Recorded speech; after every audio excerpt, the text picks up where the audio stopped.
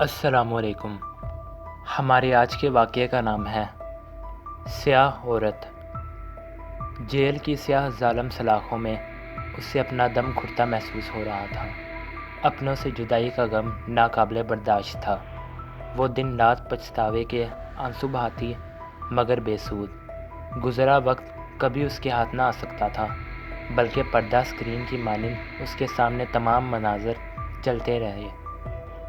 کوئی بھی عورت اسے طعنہ دیتی تو یہی کہتی، کیسی سیاہ عورت ہو، ذرا حیا نہیں آئی۔ وہ روتی چیختی بلکتی رہتی، مگر جیل کی یہ سلاخیں اس کی دردناک زندگی اور موت کی جگہ بن چکی تھیں۔ وہ اپنے باپ کی اکلوتی بیٹی تھی۔ ماں باپ بہت ہی غریب تھے۔ باپ مزدوری کر کے جو بھی کماتا، اس سے 2 وقت کی روکھی سوکھی کھا لی جاتی۔ اس کا چچا زاد رشید تو شروع سے ہی اس پر مرتا تھا، مگر اسے شروع سے ہی امیر زادوں کی بیوی بننے کا شوق تھا۔ روٹی کو تو وہ ترس چکی تھی، تو ارمان بھی جو بن کر آ گئے۔ گلی کے کئی لڑکے اس پر مرتے تھے۔ بے حد حسین تھی، اس لیے غرور بھی کرتی تھی۔ جلد ہی آدھ لڑکے سے بات کرنے کے بعد کھانے منگوانا شروع کر دیے۔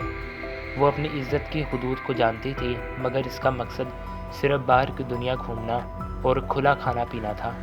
باپ کو اس کے حالات کا علم ہوا تو اس نے زبردستی چچا زاد رشید سے نکاح پڑھوا دیا۔ اب وہ رشید کی بیوی بن کر اس کے گھر رہتی تھی۔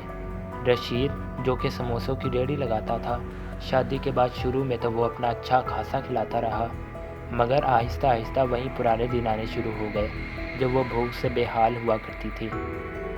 رشید تو اسے بالکل ناپسند تھا۔ وہ اسے محبت سے دیکھتا بھی تو اسے خوب ڈانٹتی اور اپنی طرف دیکھنے سے بھی منع کر دیتی۔ رشید بھی اس کے حسن کا اسیر تھا، اور اب تو اسے اولاد کی خواہش تھی، مگر نازیہ جانتی تھی جو اسے پیٹ بھر کر نہیں کھلا سکتا، وہ اس کی اولاد کو کیا کھلائے گا۔ اسی لیے اس نے اولاد نہ پیدا کرنے کی ٹھان لی۔ اب رشید بھی روز آگ بگولا ہوتا اور خوب مار پیٹ کرتا۔ وہ روز رشید کی مار پیٹ کھا کر تنگ آ چکی تھی۔ وہ کہیں دور ایک آزاد پنچھی کی طرح اڑنا چاہتی تھی۔ وہ اس ظلم سے نجات بھی حاصل نہ کر سکتی، کیونکہ جانتی تھی وہ والدین کے گھر واپس بھی نہیں جا سکتی تھی، کیونکہ وہاں فاقوں کے طوفان منڈلا رہے تھے۔ وہ خود سے تنگ آ گئی۔ کبھی کبھی دل کرتا تو خود کو ختم کر لے، لیکن پھر چاہ کر بھی کچھ نہ کر سکتی۔ رشید کا چھوٹا بھائی یعنی اس کا دیور بشیر، جو شہر کی فیکٹری میں کام کرتا تھا، اکثر ان کے گھر آتا اور شہر کی بڑی بڑی باتیں کرتا تو نازیہ کا بھی دل چاہتا کہ وہ بھی شہر جائے، اس کے پاس ڈھیروں پیسے ہوں اور پھر وہ ملکہ بن کر راج کرے۔ وہ جانتی تھی رشید کے پاس اپنا گھر ہے، سونا موجود ہے اور بہت ساری رقم جمع کر چکا ہے، مگر پھر بھی وہ ان سب تک رسائی حاصل نہ کر سکتی تھی۔ اس نے رشید کے چھوٹے بھائی کو ہی زلفوں کا اسیر بنانے کی کوشش کی۔ جلد ہی وہ اس کھیل میں کامیاب ہو گئی۔ رشید کی ریہڑی پر کام کرنے والے ملازم افضل بھی اس کے حسن کا دیوانہ تھا۔ وہ انہی اچھے برے حالاتوں میں زندگی گزار رہی تھی کہ اچانک غم کی ایسی آندھی چلی جو سب خوشیاں اپنے ساتھ بہا لے گئی۔ وہ روتی رہی، بلکتی رہی، زور زور سے چیختی رہی، مگر کوئی اس کی مدد کو نہ آیا۔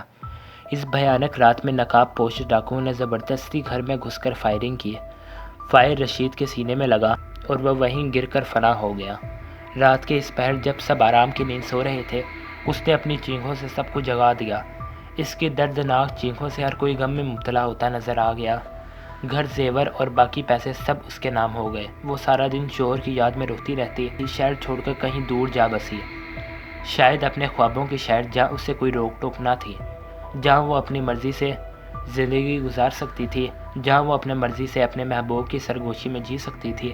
لیکن رات کو سوتے ہوئے اس کا ضمیر اسے بے چین ہو کر کچھ کہہ کر پکارتا، مگر پھر وہ خیالات کو جھٹک کر سو جاتی۔ شہر میں آ کر اس نے محبوب کو بھی چھوڑ دیا اور اب وہ نئے کاموں میں ملوث ہو گئی۔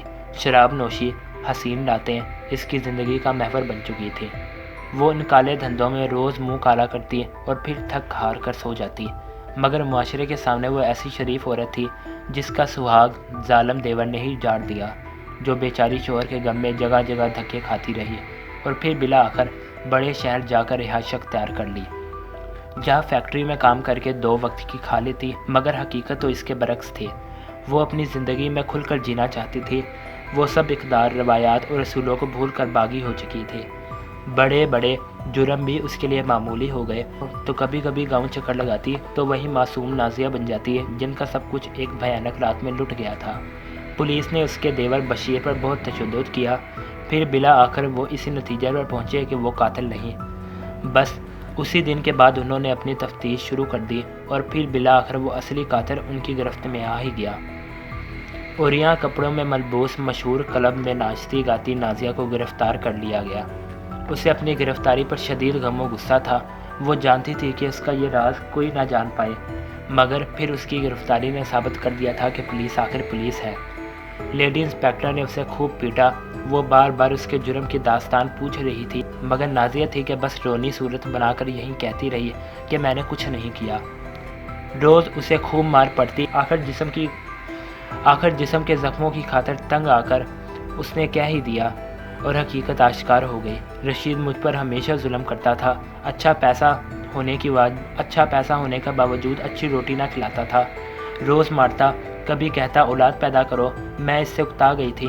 پھر اس کا بھائی شہر سے آیا تو میں نے اسے زلفوں کا اسیر بنایا۔ ادھر رشید کی ریڑھی پر کام کرنے والے فضل کو بھی اپنا دیوانہ بنا لیا۔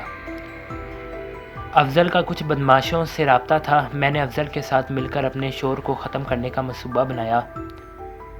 میں جانتی تھی کہ میرا دیور شراب کا عادی ہے، اکثر شراب پی کر ہمارے ہی گھر آ جاتا تھا۔ اس روز بھی اس نے خوب پی۔ پھر میں نے اسے نیند کی گولیاں کھلا دی اور اپنے منصوبے کو پورا کرنے کو تیار ہو گئی۔ افضل نے چہرے کو نقاب سے ڈھکا۔ اس کے ساتھ 2 اور لوگ تھے۔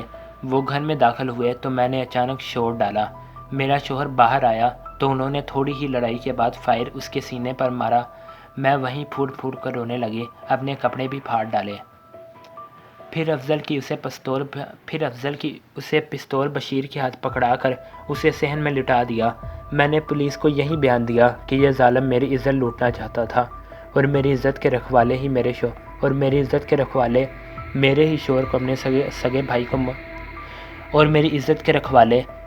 شوہر کو اپنے سگے بھائی کو موت کی نیند سلا دیا اور صدمے سے بے ہوش ہو گئی۔ میں افضل کے ساتھ کئی دن شہر رہی۔ اس نے مجھ سے بے وفائی کی۔ میں نے اسے چھوڑ کر نشہ شروع کر دیا۔ میں نے اپنے آپ کو باغی کرنا چاہا۔ میں اپنی مرضی سے جینا چاہتی تھی، مگر ان سب میں میں غلط، صحیح، حرام، حلال، اقدار، روایات سب بھول چکی تھی۔ میں بہت بری عورت بن چکی ہوں۔ وہ اپنا بیان دیتے ہوئے پھوٹ پھوٹ کر رو رہی تھی۔ لیڈی پولیس نے بیان لکھنے کے بعد نازیہ سے کہا، اب پچھتانے کا کیا فائدہ؟